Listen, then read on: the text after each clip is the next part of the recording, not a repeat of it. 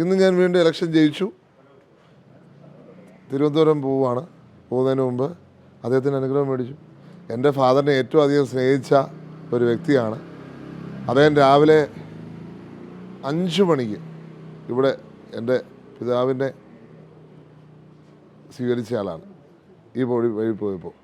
അപ്പോൾ അദ്ദേഹം എനിക്ക് പിതാവില്ലാത്ത സാഹചര്യത്തിൽ എൻ്റെ വഴി നടത്തുന്ന മാർഗനിർദ്ദേശകരിൽ ഒരാളാണ്.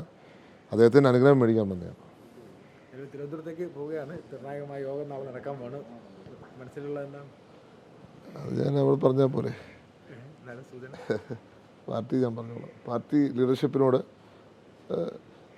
ഞാൻ പറഞ്ഞോളാം.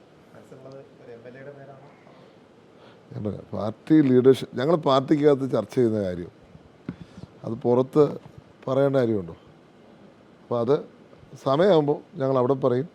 അത് വേറെ ആരോടും പറയേണ്ട കാര്യമില്ല. പക്ഷേ ഒരു കാര്യത്തിൽ നിങ്ങൾ ഒന്നും വിഷമിക്കേണ്ടി വരുന്നില്ല. എത്രയും പെട്ടെന്ന് തീരുമാനം വരും. നിങ്ങൾ ഈ 1 മാസം ചർച്ച ചെയ്തൊക്കെ വെറുതെയാവും. നിങ്ങൾ കഴിഞ്ഞ 1 മാസമായിട്ട് ഞങ്ങൾ നേതാക്കന്മാരെ ആക്രമിക്കുകയും നിങ്ങൾ തന്നെ വാർത്ത ഉണ്ടാക്കിക്കൊണ്ടിരിക്കുകയായിരുന്നു. അതൊന്നും പ്രശ്നം ഉണ്ടാവാതെ വളരെ സ്മൂത്തായിട്ട് ഒരു മുഖ്യമന്ത്രി വരും. കോൺഗ്രസിൻ്റെ മുഖ്യമന്ത്രി ആയിരിക്കും. അത് കേരളത്തെ അടുത്ത 5 വർഷവും വളരെ ശക്തമായ രീതിയിൽ ജനങ്ങളോടൊപ്പം നിന്ന് നയിക്കും.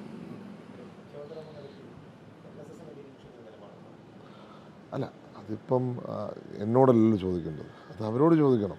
സാറ് അടക്കമുള്ളവരാണ് അതിന് ഉത്തരം പറയേണ്ടത്. അവരോട് ചോദിക്കണം.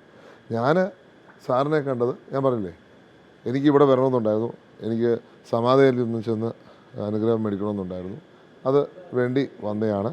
ഇവിടെ തിരിച്ചു വരുന്ന വഴിക്ക് ഇന്ന് സാധ്യമല്ലെങ്കിലും ഞാൻ ശിവഗിരിയിലും പോകുന്നതായിരുന്നു.